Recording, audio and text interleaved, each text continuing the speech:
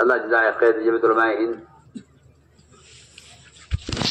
وہ قیام مدارس کے لیے، قیام مکاتب کے لیے ایک کوشش فکر کر رہی ہے.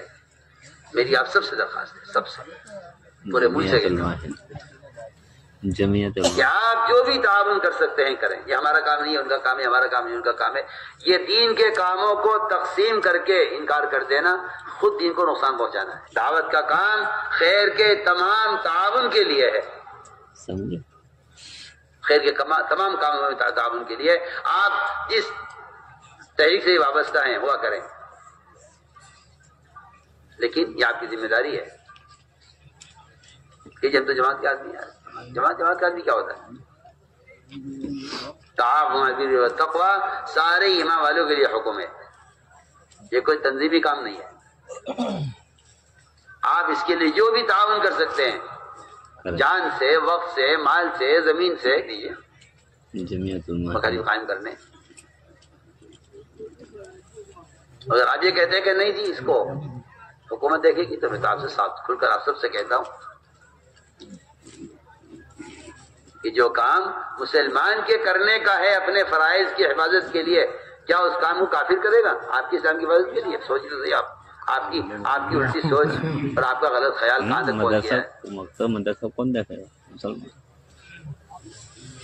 آپ کا کوئی تقاضا اپنا آ جائے شادی کا، مکان کا، کسی ضرورت کا، تو آپ اس کے لیے ساری کوششیں کر ڈالتے ہیں، اپنی ساری صلاحیت لگا دیتے ہیں، اس کے لیے آپ کمانے کی کوشش کرتے ہیں. وہ جب مسئلہ آتا ہے تعلیم کا تو آپ کہتے ہیں کہ اسے کوئی اور کر لے.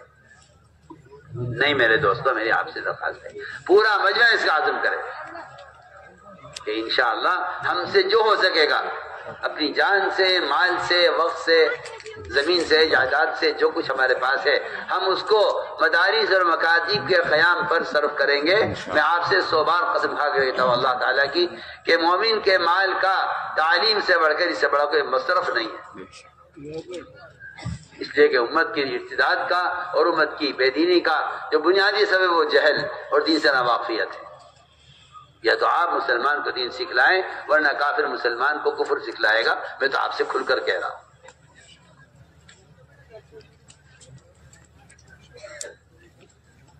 اس لیے کسی کام سے کہ تعاون سے ہاتھ روک لینا یہ کہہ کر یہ ہماری تحریک نہیں ہے، آپ کی تحریک ہے. کوئی تحریک نہیں ہے،